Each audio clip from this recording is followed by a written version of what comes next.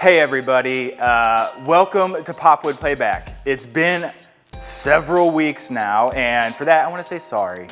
But today, we're not going to talk about the best woodworking videos of the week.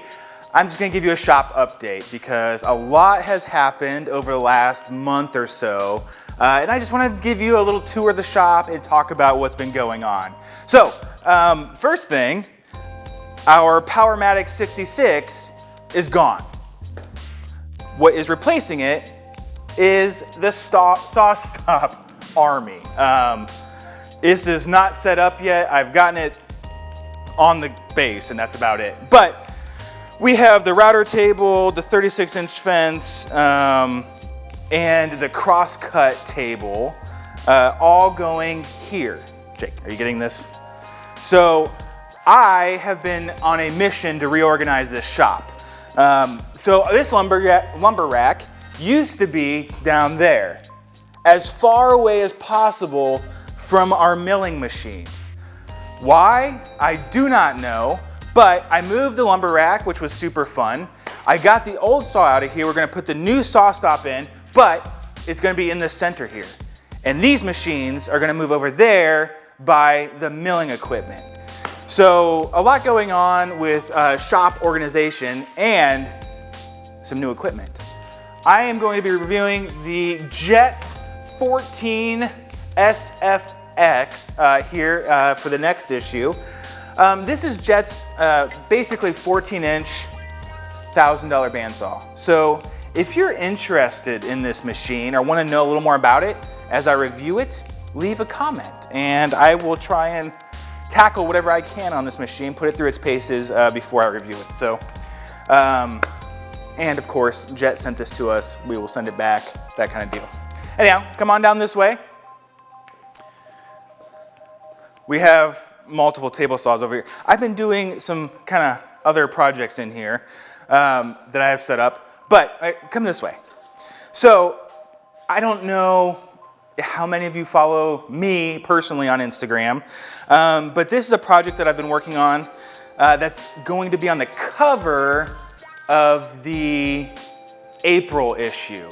And so what it is an outfeed table, and it has a 1,000 by 1,000 millimeter X-carve in it. How do you access it? Let me show you. And I'll show you this stuff that I'm moving in just a second. I'm really excited about this thing. These are some CNC projects that I'm working on. And can I just say, I'm a huge fan of laminate. I put laminate on the top. It's really easy to clean. And so there are two clips, here and here, that allow this to come up. Whoa. When I was writing the article, I said it was really tempting to over-engineer this prop, but if it's good enough for my Toyota, it's good enough for my CNC table. So I've been working on a few CNC projects. This first one, and this is kind of the setup. Jake, get my rolly chair. So the idea is that you're able to access the CNC from here. All your stuff is here. I got my probe and bits and that sort of thing. And then I also, so this is an outfeed table. This side butts up against the back of my table saw.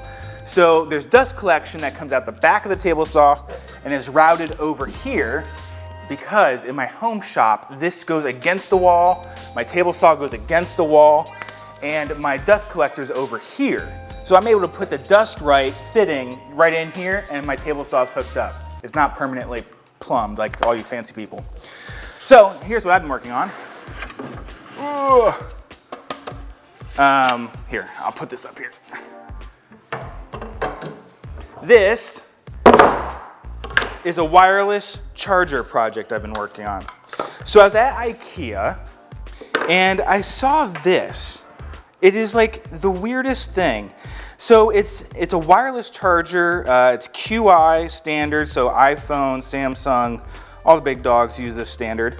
But it's made to be embedded in furniture. And so they give you this sheet of paper and say, here's all your options for the rings. And you can drill a hole that's 56, 64, or 78 millimeters. I elected to use the one that has this rubber ring because it sits nicely in a hole. And so I need a hole that was 2 and 33/64 in diameter, which I didn't have on hand. So I thought, hey, my CNC can make all kinds of holes. So I came up with this design. Basically, I cut this shape out. I got a bunch more here because I'm going to make some for some Christmas gifts.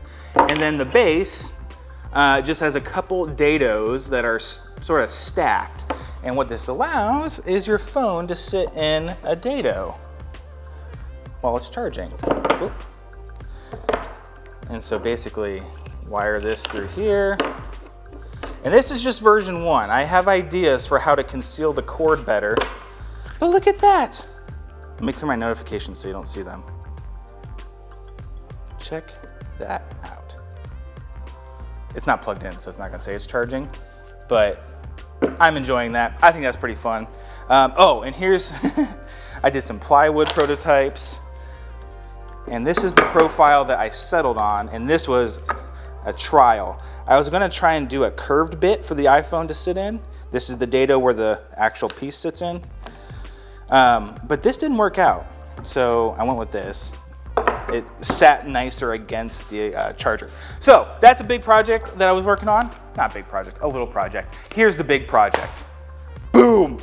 February 2019, Master Your Router.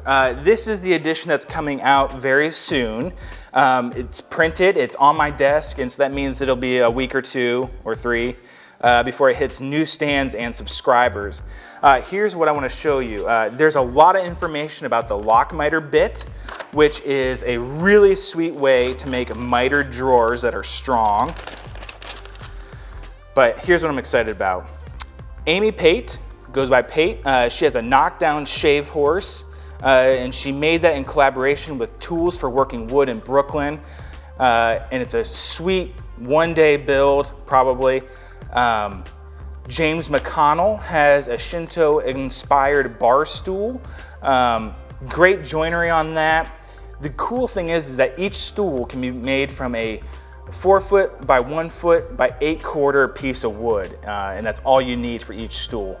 And then Andrew Zollner, our editor, has an awesome, huge credenza with a really neat woven veneer door for his credenza. And so he goes into a bunch of information about how to use your router, basically, to build most of that. And it's really cool. So,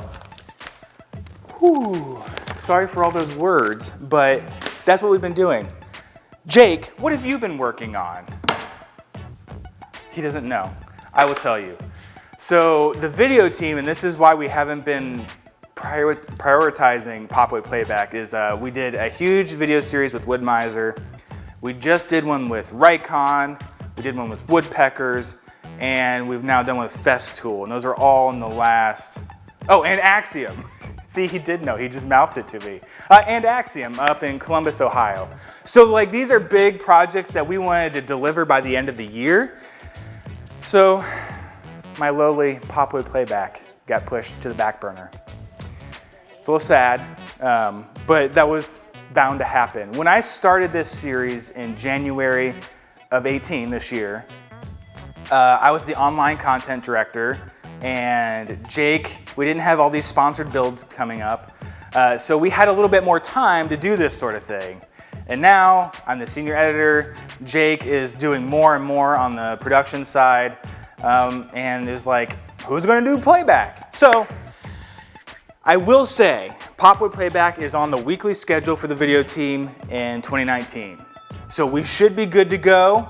It should be a priority because I think it's really, really valuable to not only engage you, YouTube, but just to be a voice in sharing the good videos that you all are putting out. I appreciate your support that you've had for us over the last year. Sorry for the break that we just took, but basically, happy holidays and enjoy your break if you get one before the new year, and we'll see you in 19. All right, guys, happy building.